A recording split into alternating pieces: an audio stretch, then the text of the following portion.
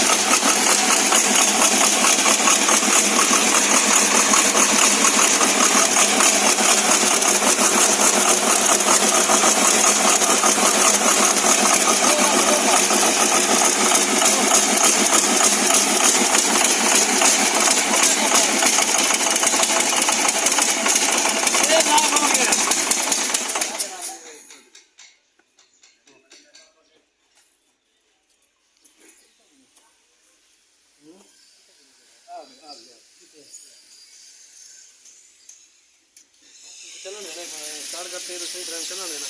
अरे खा देख रहा है ना, ठीक है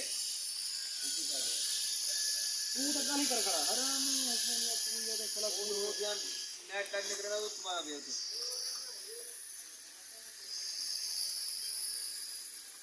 तेरा लेकिन चेक करने तो कभी बनाती है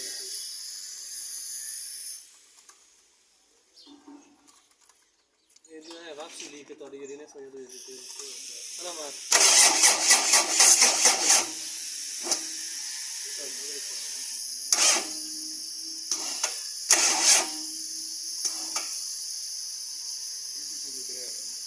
बैटरी भगो 5 की छुट्टी करो।